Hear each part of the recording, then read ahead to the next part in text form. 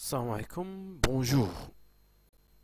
Voilà, on a déjà vu la commande indirecte d'un vérin simple effet, c'est-à-dire avec le maintien ou l'automaintien, parfois on l'appelle circuit de mémoire électrique, donc c'est le maintien. Donc juste un petit rappel, c'est pour tout ce qui est correspondant ou là tout ce qui est propre le maintien. Donc ici on a un petit exemple. Donc au lieu des bobines, on a utilisé deux lampes. Donc on a c'est un schéma sans maintien ou la commande directe sans maintien. Mais dans l'autre schéma à droite, on a un schéma avec l'automaintien. Donc on va essayer de faire la différence entre les deux. Voilà. Pour le premier schéma, si on appuie sur le bouton poussoir, donc on a l'excitation de la bobine qui donne la fermeture de contact 4 donc automatiquement la lampe il s'allume. Lorsqu'on relâche le bouton poussoir, donc le relais il est hors tension, le contact revient à l'état de repos, donc la lampe il est hors tension automatiquement. Mais dans ce exemple ou dans l'autre schéma, si on appuie sur le bouton poussoir, je peux constater que même si on relâche le bouton poussoir S1, je peux constater que 4 c'est un relais, donc il est toujours excité, c'est-à-dire il est toujours sous tension. Donc il provoque la fermeture de ce contact dans la ligne 4 et la fermeture de l'autre contact dans la ligne 5. Donc lorsqu'on appuie sur le bouton poussoir, le courant électrique il passe à travers le bouton poussoir qui va actionner ou qui va exciter la bobine du relais 4 qui provoque la fermeture des deux contacts.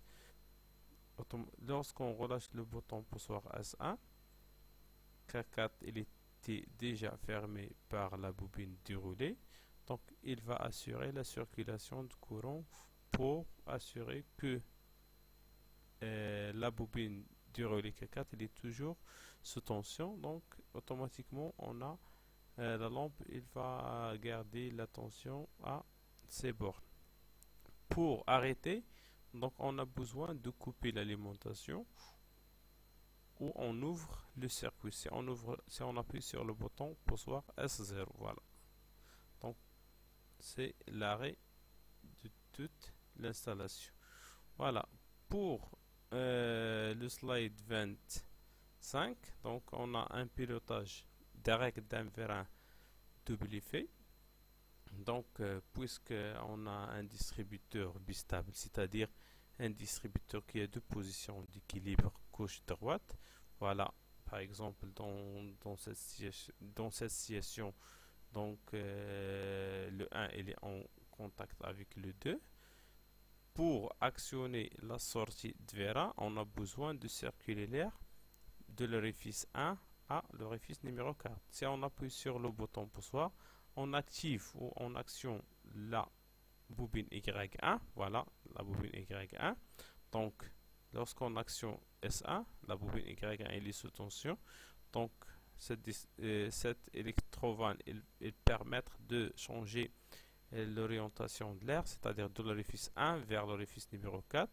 Donc, automatiquement la circulation d'air, donc automatiquement la sortie des vérins. Voilà, l'échappement c'est vers le 3. Pour reculer le vérin, donc on a besoin d'actionner le bouton poussoir S2. Donc pour les distributeurs bistables, juste une impulsion soit sur S1 soit sur S2 pour assurer le changement d'état. Si on appuie sur le bouton poussoir S2, on a la lampe, on a la bobine Y2 sous tension. Voilà notre cas. Si S2 il est fermé, la bobine Y2 il est sous tension. Automatiquement le changement d'état vers la case droite, voilà, le 1 vers le 2, donc automatiquement la rentrée des vérins. Donc par l'orifice de la chambre avant, automatiquement c'est la rentrée des vérins. Voilà notre cas. Voilà, si S1 il est fermé, la bobine Y1 il est sous tension, donc changement d'état de l'orifice 1,4, automatiquement la sortie vers un CVA+.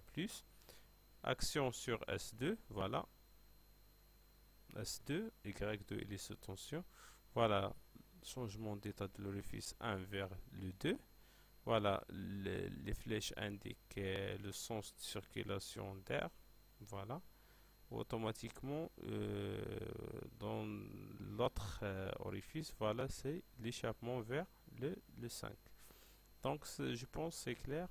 Si vous avez quelques questions, je suis disponible pour formuler l'explication ou pour trouver une autre méthode. Donc, merci.